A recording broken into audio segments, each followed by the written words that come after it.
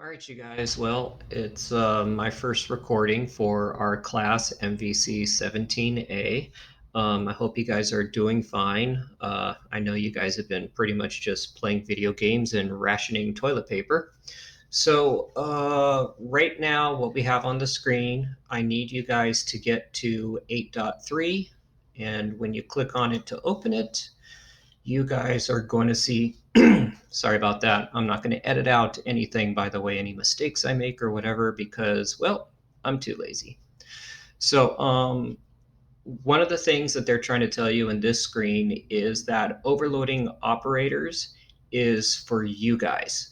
The user does not see any of the operator overloading just because they're running the program, they're not creating the program. Hence, overloading operators is just for your ease of use. It's also for the ease of use if you want to package up your program and send it to somebody else, another programmer, or maybe you want to sell your containment class. As a result, overloading operators just does make it much nicer to program. And if you're giving it to somebody else, it's more intuitive. So next screen. On this one, they're providing you guys with a table. And essentially, what it's talking about is how many arguments you're going to have if you're overloading an operator. So, for instance, if you have a standalone function that's not associated with a container class, an object, if you wanted to have one argument, you're going to have one argument.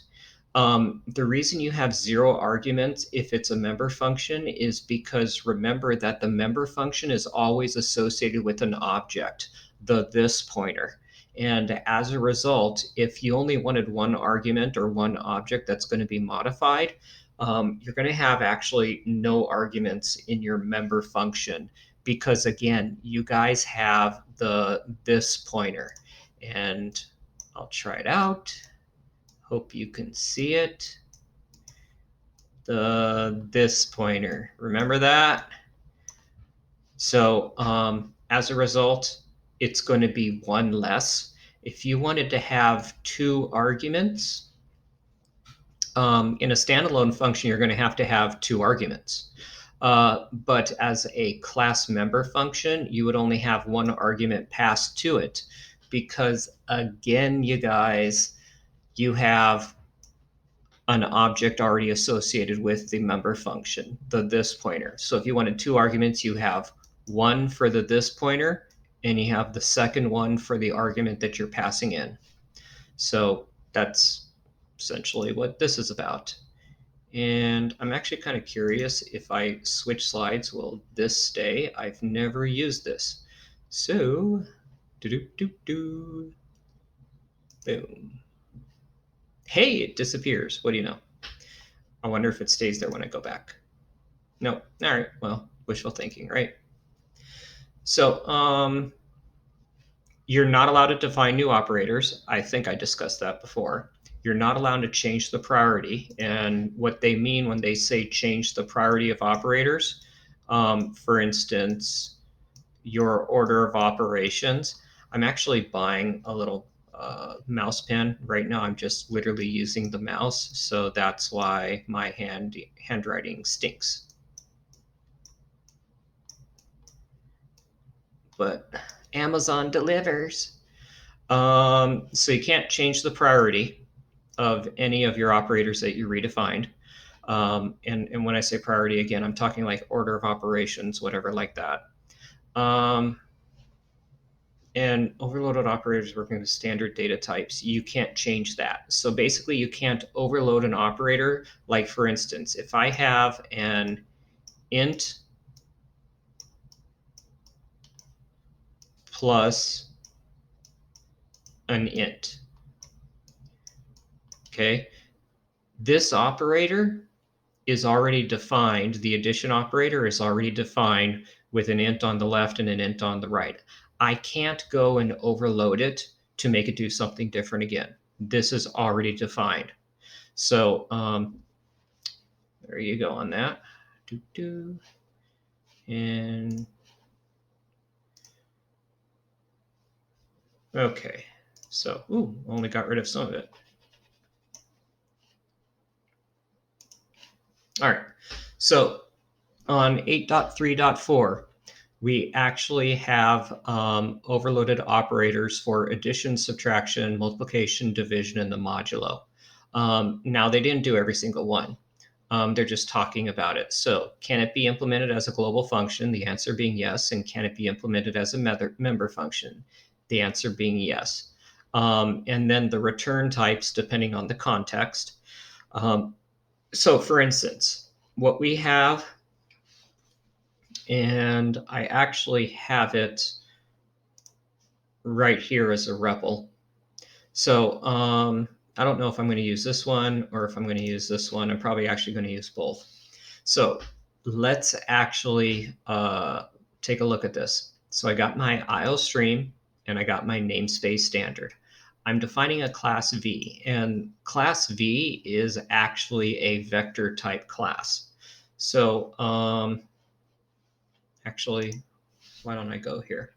So using namespace standard, I have a vector class that I'm defining. By the way, vector is already defined in C++. So just kind of letting you know, vector is an advanced way of writing arrays. What we're talking about is a vector class that has an X and a Y direction. So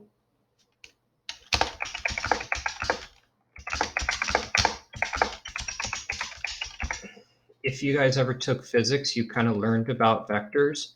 So what I'm talking about is I have an array where it's called vec right here. So vec sub 0,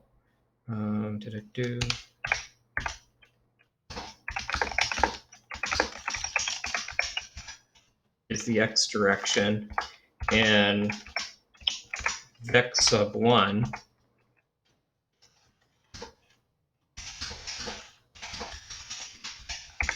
is the y direction. So vec sub 0 is the x direction, vec sub 1 is the y direction, and everything is a float right here. So I've got my class V, float vec2, so I got a two-dimensional array where vec sub 0 is the x, vec sub 1 is the y. And then from there, I have float a sub 0, I've got float a sub 1. So this right here, and by the way, they made everything public, so I think they're just trying to make their lives easier so they can show that I have a global function here. So here are my constructors, or in this case, constructor. And I have right here overloaded the plus operator for the vectors. And so I have, it returns a vector V, okay, because remember the class name is V. So this overloaded operator addition returns a V. It has operator plus, and it takes in an argument. This is the right-hand side argument, okay? The left-hand side argument is handled here because it's a member function. So what I have is I am declaring a temporary variable called res, and it's of type V. And remember, V is my class. So I'm initializing it both to 0, 0, float. And now for I equals 0, I is less than 2. So I'm making a counter that's going to go through this. And what it's going to do is make my temporary vector sub I equal to vec sub I. Now, I really don't like how they did this.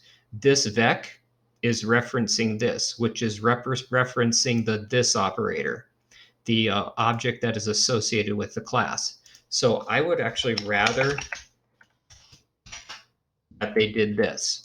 So this vex of I plus arg, the vector that was passed on the right-hand side, vex of I. And then what it's doing is it's returning my temporary variable res.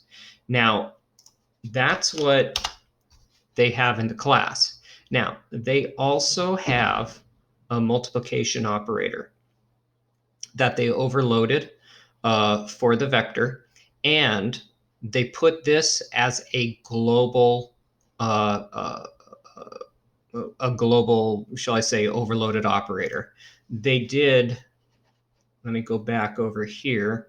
They did right here, right here. So the one for addition was implemented as a member function. The one for multiplication is implemented as a global standalone function right over here. So, and what it does is it's multiplying the vector numbers together. So it's declaring, first off, it's returning a float. Okay. It's taking in on the left-hand side a vector. And remember, you guys, this ampersand means pass by reference. So we're not calling the constructor again. And that's why you're passing by reference. And I have a right vector. And again, it's passed by reference. So, and it doesn't matter whether you put the ampersand here or the ampersand here. It's actually read the same by the compiler. So I'm declaring a temporary variable of type float called res, and I'm setting it to 0.0. And what's funny is they put 0.0 float here, but they didn't put 0.0 float there. You really don't need it, but whatever. And now I'm doing a counter for I equals 0, I is less than 2, so I is 0 and 1. What it's doing is adding to res, which is 0 right now, adding to res the multiplication of whatever is on the left-hand side and the right-hand side. Okay, so if you look right here, this is what the multiplication is doing. Vector 1 times vector 2, and it's going to put it out as a scalar, as just a float value. So, and then you're going to see out it kind of just like normal. So, I'm going to take this, and yeah, we defined it as a global function. I'm going to take this and change this into a member function. So I'm going to control exit here, and right there, I'll add it in. So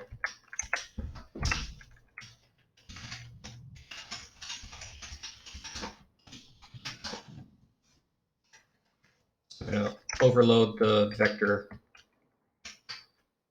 right here. So the way I'm going to do it is I don't need this one because the left-hand side is now going to be associated with this pointer. So I'm just going to get rid of it. Okay, and you notice that once I got rid of it, I have one argument here that it's no longer highlighted red. Now, the problem is I don't have the left now. So I'm instead just going to say this x sub I. Now, why is that still giving a problem? So give me a moment. I'm trying to res plus equals this vex sub I. Invalid operands to binary expression. Invalid operands to binary expression.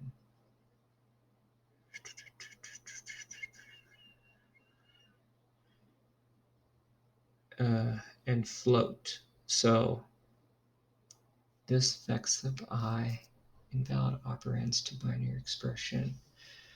V pointer and float.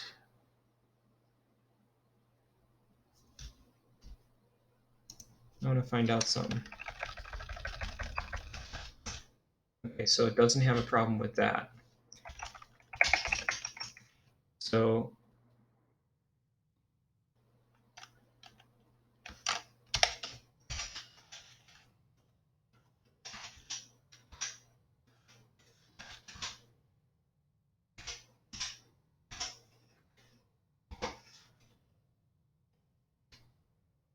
I want to see what would happen if I have plus. Okay, it doesn't seem to have a problem there. So multiply.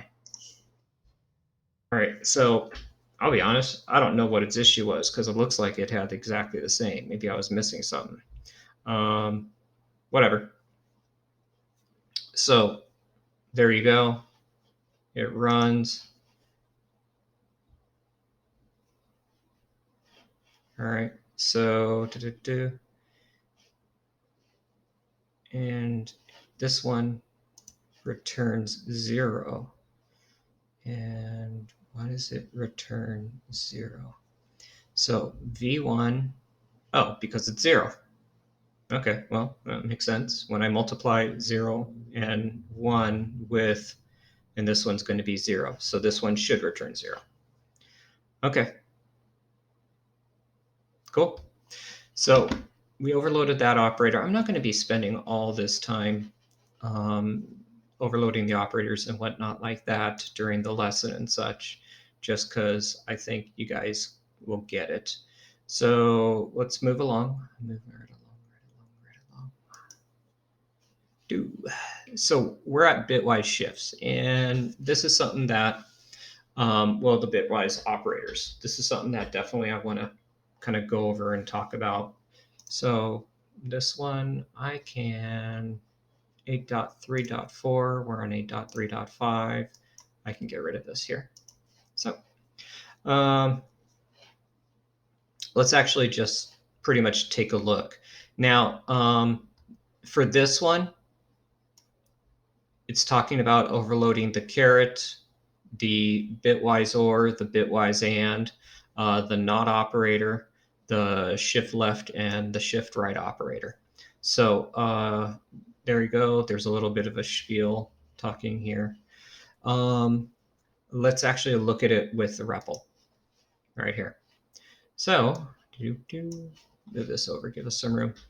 I've got my pound include, and I already know this is my vector class. So right here, they did the same thing. They like to do something as a member function, and then they're doing something as a non-member function. So I have class V, has my data right here. I've got my constructor right here. And then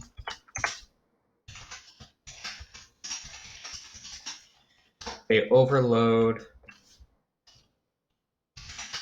the bitwise shift operator. Now, the bitwise shift operator takes in an argument.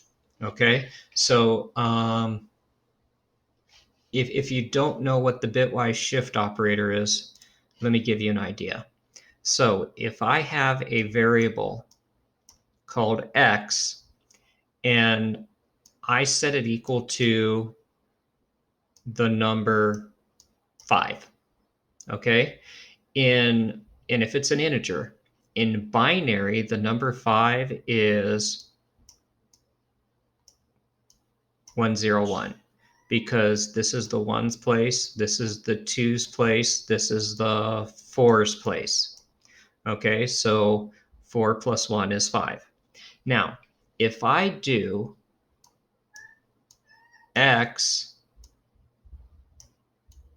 shift to the left by 1, what I'm doing is I'm moving everything over. So I have 101, and then I bring in an empty bit 0. So all I did is I took every every bit and I shifted it to the left. Okay, and I shifted it, in this case, to the left 1. If I shift it to the left 2, then I'm going to move it over 2 places. So this is shifted to the left 1. This is shifted to the left 2.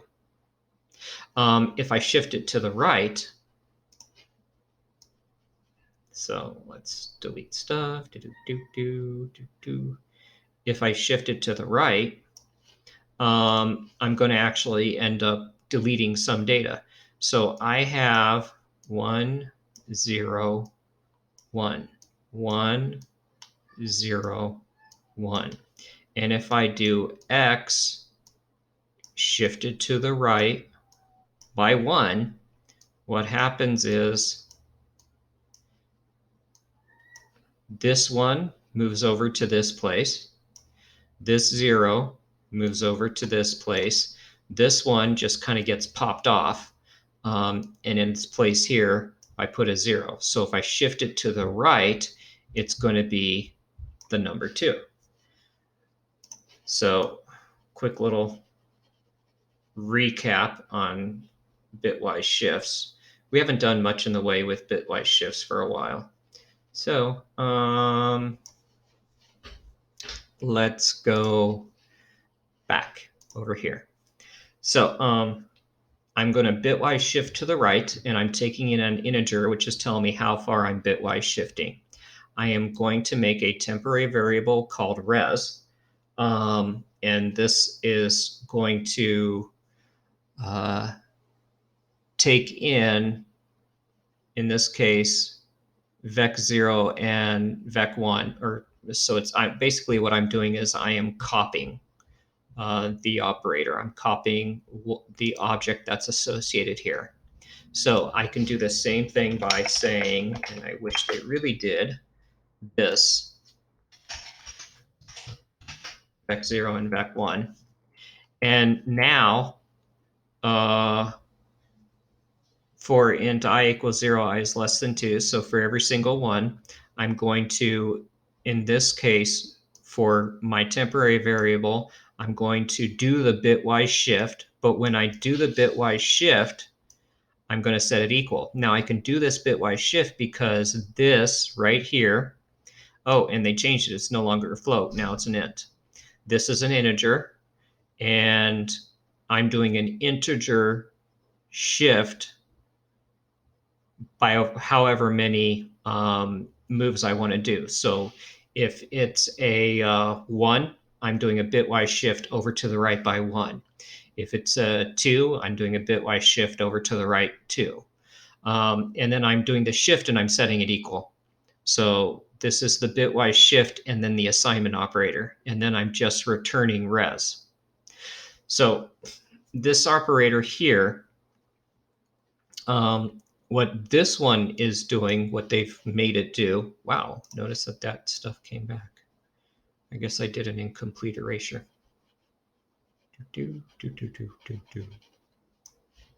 Okay, so what they're doing here is this operator, this tilde operator, is taking in an argument on the right, and I only have an argument, one argument, because this is outside of my member function, and it's returning an integer. So I'm setting an int temporary variable called res to 1. And for I is 0, I is less than 2, so for 0 and 1, I am multiplying res by whatever the values of vec are. So in this case, so I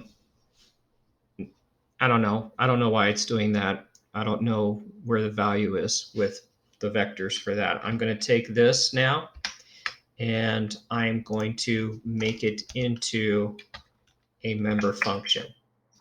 So to make it into a member function, I'm going to do my proper indentations because I can't stand it when they don't.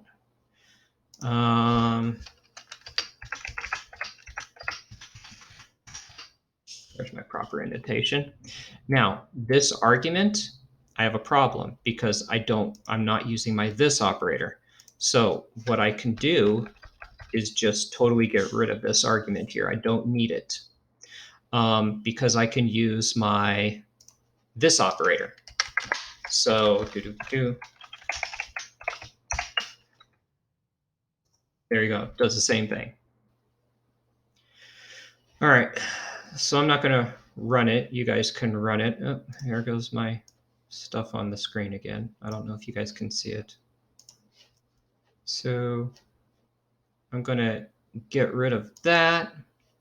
And we're now on slide number 6. So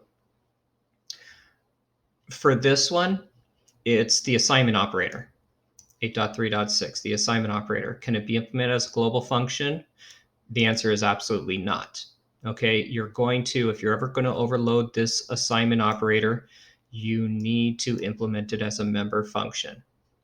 Okay. They give you a warning because, like, basically, if you mess it up, you can mess up a lot of things. And like, you can start assigning things into variables you didn't mean to assign things into. So that being the case, let's take a look at the assignment operator. I have my main function here. I have my class function here.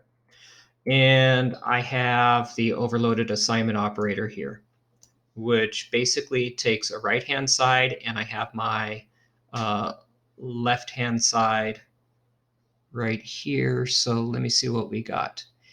Int I equals 0, I is less than 2, vex of I. And again, that's my left-hand side. So I would rather they say this vex sub I equals the right-hand side vex sub 1 minus I. Okay, so 1 minus 0. So what this one's doing is it's overloading the assignment operator so that if I is 0, it's getting the value of I is 1. Okay, because 1 minus 0 is 1. And if I is 1, it's getting the value of I sub 0. So they're just swapping in this case, like the 8 and the 4. Okay, so if I run this one, okay, notice that it's a 4, 8 here. This is an 8 and a 4 here. So it just swapped the 2 out. So that's what they did with their little overloaded equal sign. Why would you do it? I wouldn't, but nonetheless, things that you can do. So done with that one. And on to slide 7. So for slide 7, we're overloading the comparison operators. So is it equal to? Is it not equal to? Is it greater? Is it greater than or equal? Is it less than? Is it less than or equal?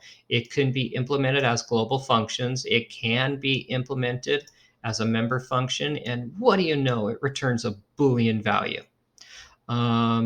So there you go. I've got the code here, but I also have the code here. So let's take a look at this one. So I've got my class right here. They overloaded as a global function. They've also overloaded one of them as a member function. So I've got, oh, sorry, overloaded the double equal. And takes a right-hand side. Remember, the left-hand side belongs to the this, and of course, they didn't put it. So, and for whatever reason, it is not liking it when I put my this. I do not understand. That's what happened before, but this is entirely correct. I'm allowed to do that. So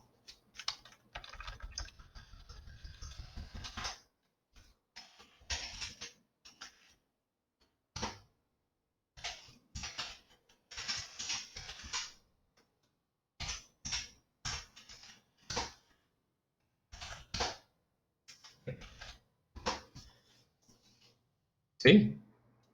So, and I put equal. It should be if it's not equal. So if the left-hand side of whatever sub I is not equal to the right-hand side of whatever sub I, return false. Otherwise, it'll go through this function and do, or go through this loop and do nothing and then just return true, which means they're both equal.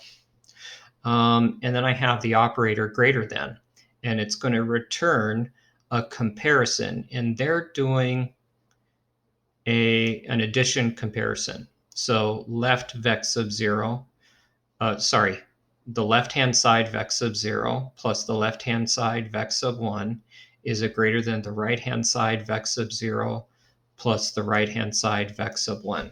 So I'm going to take and X this out. I'm going to make it into a member function because I really prefer that you guys do these as member functions. It's kind of tacky that they don't. So I have this, and so I have the right-hand side. So now I'm just going to say this and this. So that does a comparison. Now, this is really a lousy, well, not lousy, but if we're talking about vectors, and if we're really talking about vectors, we're talking about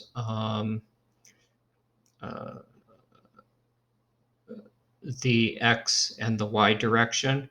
And if I'm doing a greater than, it really should be the square of the x plus the square of the right all over a square root. Just letting you know that this comparison operator is really an incorrect version of comparing it mathematically. This works fine for what they wanted to do. Vex sub 0 plus vex sub I, or sorry, vex sub 1, if it's greater than vex sub 0, and vec1 of the right-hand side. So all it's doing is a comparison, but understand that if I'm talking about real vectors, yeah, this is a false way of doing it. So just as an FYI, there you go, that's gone. Next. So you have the not operator, the and operator, and the or operator. It can be implemented as a global function. It can be implemented as a member function. So going into that one, you have right here the overloaded member function, which returns, and again, this is returning a Boolean. So it's returning the absolute value of vector sub 0 plus the absolute value of vector sub 1. And it's checking, is it greater than 0? And here, let me see if I can give us more room, because this technically is one, pardon me, I'm sorry, one statement.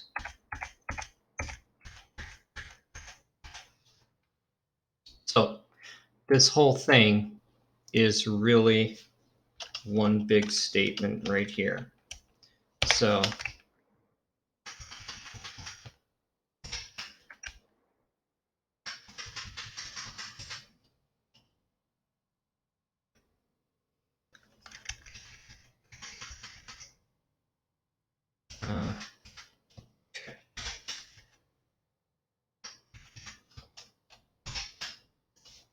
I know you're looking at it and you're like, what is he doing? But I'm just ensuring the order of operations gets followed, which by the way it does. But so I do vex subs absolute value vex sub 0 plus absolute value vex sub 1 inside these parentheses right here. So wait, these parentheses right there. And then I'm comparing it, is it greater than 0? So that's going to give me a true or false. And then I'm going to do right here. Wait. Right. Sorry. Right there. I was correct. Absolute value. Actually, I should have.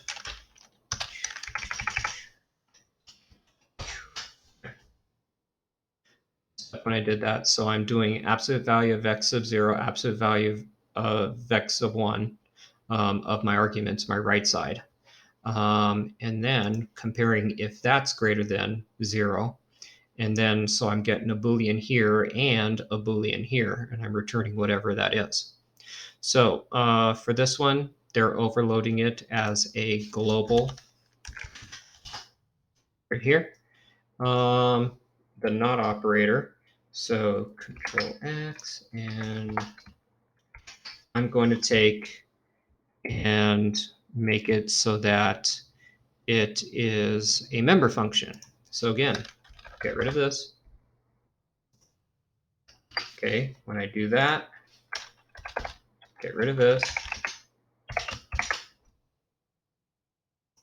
And there you go. So, boom. Okay, that's gone. Giving it a little bit of time. That's fine. We'll go on to 9. So, overloading the assignment. Remember, assignments can't be implemented as a global member function.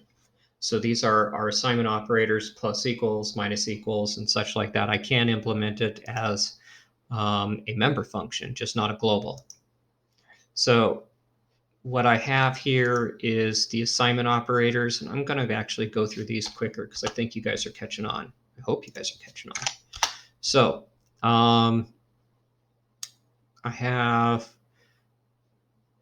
my overloaded plus equals operator. And so all it does is takes a right-hand side, and I have my left-hand side for the this, and I should put this. So my left-hand side plus equals right-hand side in the for loop, and then I just return my this pointer. And there you go. Pretty simple. So for right here, the plus operator. Oh, they overloaded the plus operator on this one. Because remember, this is outside, so this is a global function or a global overloaded operator. And we can't do anything with the assignments. So right here, right there, and I declare a temporary variable. And do. Okay, so for this one, now I have a left-hand side. I can get rid of that. So it's the plus operator. So I could say equals, we did this before, by the way. There you go.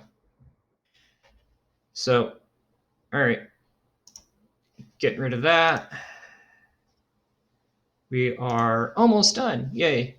So here we're at the increment and decrement operator. We cannot implement it as a global function. However, we can implement it as a member function. And we've actually gone over this one, the increment operator. So operator plus plus void. Now, the way you guys saw it is you saw with a const. Now, the const means, if I put the const on the right-hand side, it means I cannot change my any value that's associated with my this pointer. So by putting the const here, I've got a bit of a problem because right here I'm changing a value that's associated with my this pointer. When I get rid of that, everything's fine. So they should just really put this pointer. I hate that they don't do that. And now it's gonna, is it gonna act stupid? Okay. All right, so we're good on that. And this is overloading it as a prefix.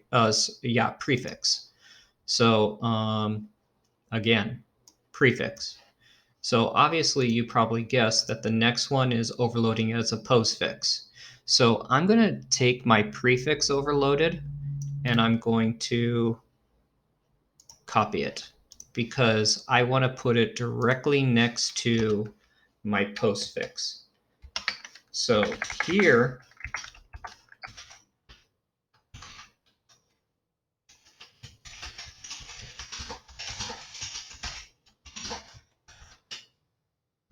so this is my prefix. It's prefix plus plus. And notice it takes in a void. Okay, and it's good to just put the void in. I don't know if it causes a problem without the void. I mean, it's kind of like an implied void. Just know if I put the void here. So here is the overloaded postfix operator.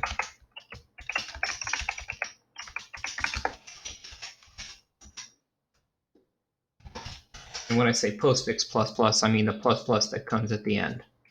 So it's kind of weird. Why did they do that? I think it was the way it got copied. So I just want to make sure operator void. Yeah, it's just kind of the way it copied into it. So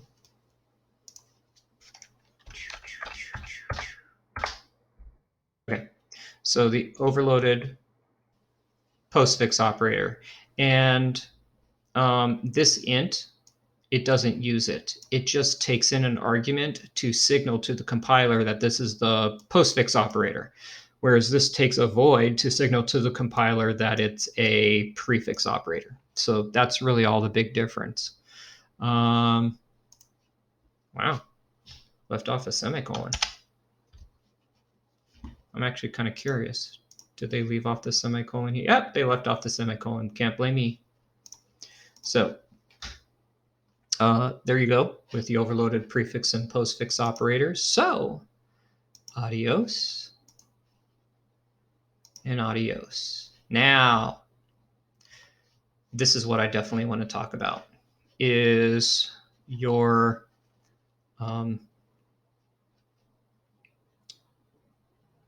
your assignment that you're going to have. And I actually just thought of something. So I want to overload two more things. And it's actually very simple. You're going to look at it and you're like, so I want you to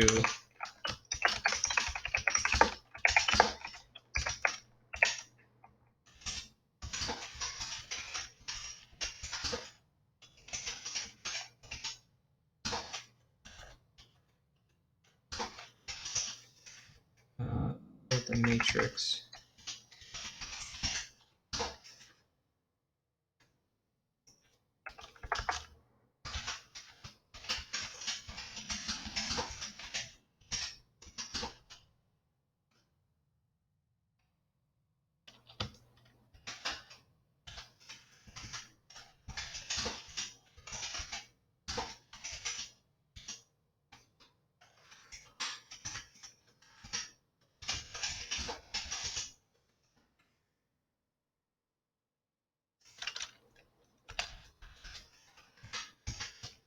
So I'm just modifying your assignment because I thought I had things pretty comprehensive, but I forgot something.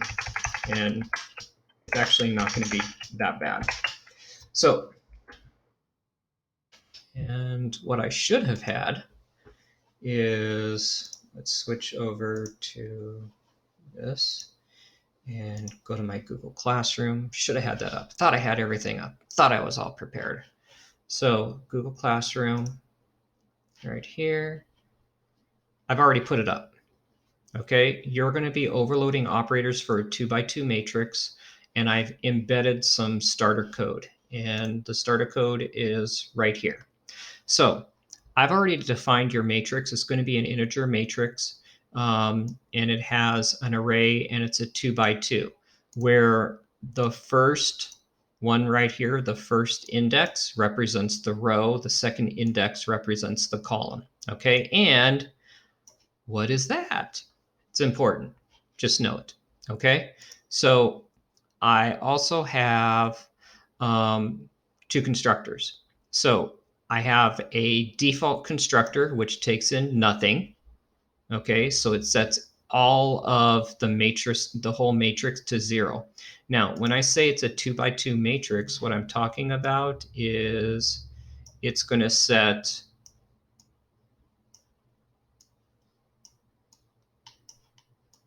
the whole matrix to 0.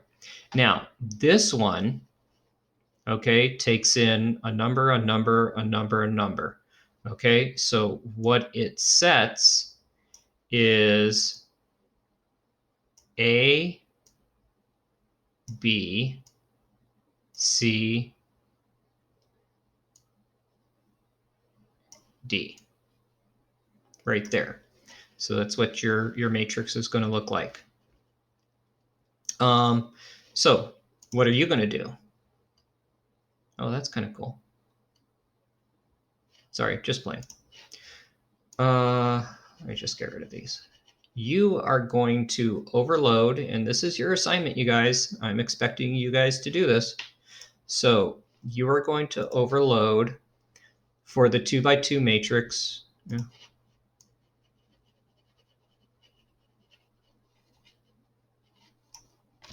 Hey, it's messing with me now. For the 2 by 2 matrix, I'm just ignoring that. You're going to overload the output operator. This is not the bitwise shift operator. I'm not looking for that. So under 8.1.4, it shows how to overload the output operator for the cout, because I want you to print the matrix out. You're going to overload the assignment equal operator. You're going to overload the addition operator. You're going to overload the addition assignment operator. Okay. You're going to overload the subtraction operator and the subtraction assignment operator. Now, what I mean when I say addition assignment, so let's say if I have 1, 1, 1, 1, or I'm not going to talk about addition assignment. I think that's kind of simple, but let me actually change this. So I'm going to say 2, 3, 4, 5, and I'm actually going to change it from 1, 1, 1, 1. I'm going to change it to 5, 6, 7, 8. So when you add them, you're going to do 5 plus 2, 7. So upper left with the upper left. 6 plus 3, 9. 7 plus 4, 11. 8 plus 5, 13. So you're going to keep the positions. So, and same thing with the subtraction. 5 minus 2, 6 minus 3, 7 minus 4, 8 minus 5. And yes, you can go into negatives. I don't care.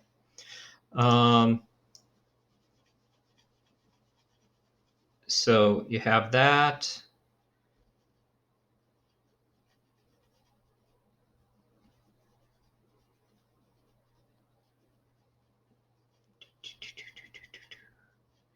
Okay. You're going to overload the matrix dot product. Okay. And I put in the code how to multiply matrices. Okay. So you're going to overload the operator to do the matrix multiplication. I've already put it in here in Google Classroom. So how to do that. Oops, all my projects. I'm going to use the tilde operator to overload and make what is called the determinant of the matrix.